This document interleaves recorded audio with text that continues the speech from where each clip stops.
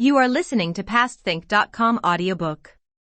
Please like and subscribe, thank you. Chapter 18.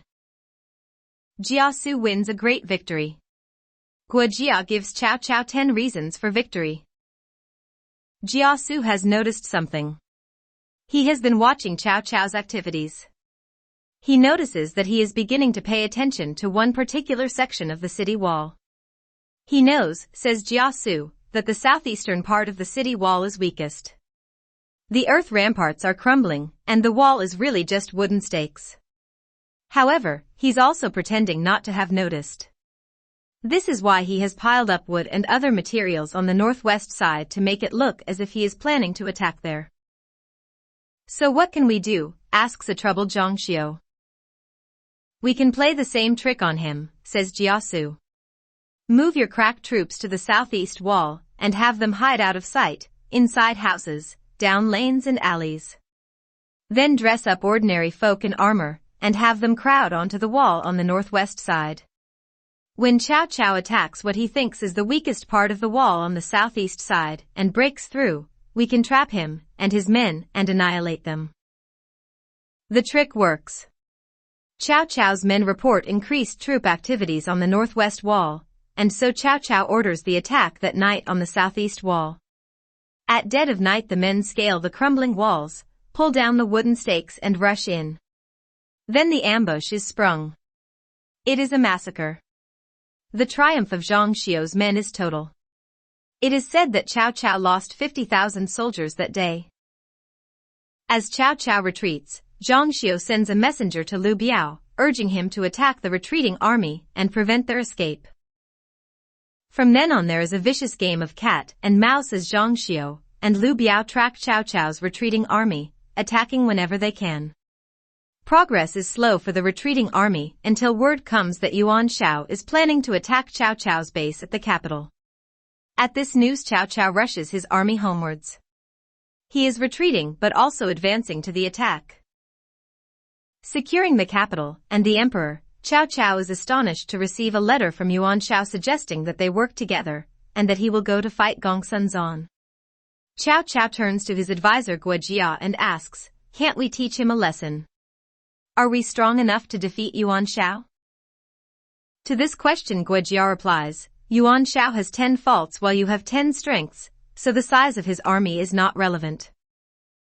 Yuan Shao rules through a myriad petty rules. Your way is simple and straightforward. So as regards governance you come out on top. Yuan Shao has no legal basis for his actions. You have the imperial authority to act. Your position is one of honor and truth. For years the court has been out of control, and he's only made it more so. You're disciplined and therefore you're the better administrator. Yuan Shao makes an outward show of being generous. But in reality he's jealous and selfish. You're outwardly demanding, but inwardly you've a profound understanding of the real ability of those you choose. So you win in terms of judgment. He is ambitious but indecisive. You're strategic and action-orientated. So you win in terms of policy. He chooses men who make him look good. You choose those who are sincere.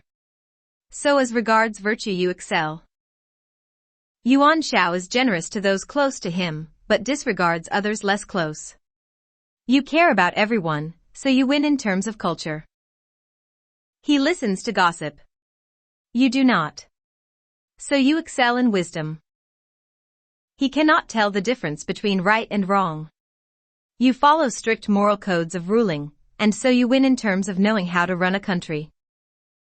Finally, Yuan Shao will fantasize about his military strength, but has no grasp of warfare.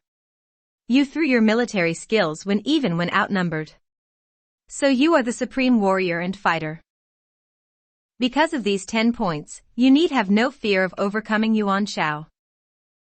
I really don't think I can claim all this, to be honest, says a somewhat astonished and deeply moved Cao Cao.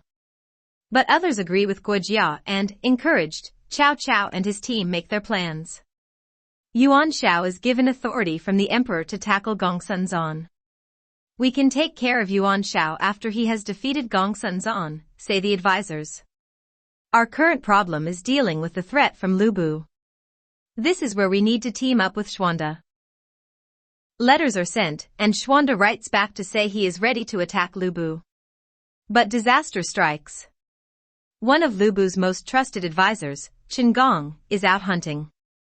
He is deeply troubled by the way Chen Deng, the friend of Xuande now in Lu Bu's court, is egging him onto ideas of supremacy, as if trying to encourage him to overstretch and make serious tactical mistakes. Chen Gong has gone hunting to try to ease his mind.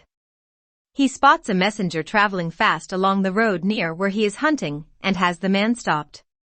"Where are you going, and whose message are you carrying?" he demands. The terrified messenger says, "I took a message to Xuande from Cao Cao, and I'm returning with his answer. But what it says I've no idea." Chen Gong has the letter seized and takes it to Lu Bu. He reads it and discovers that Xuande has agreed to Cao Cao's plot and will join in attacking Lu Bu. "How dare Xuande do this?" exclaims a furious Lu Bu. The poor messenger is executed, and Lu Bu starts to plan for war. 3 armies are sent out, one to seize Xiaopei from Xuande, one to seize Runan and Yingchuan, and one to join up with rebels camped on Tai Mountain. Lu Bu himself leads a support army, which heads first to besiege Xiaopei. When news comes of Lu Bu's attack on Xiaopei and Xuande, Cao Cao moves to the defense of Xuande. But his army is decisively beaten by Lu Bu's commander Gao Shun, who comes back from defeating Cao Cao to reinforce the attack on Xuande. Then Lu Bu and his men arrive. Can Xuande survive? Read on and see.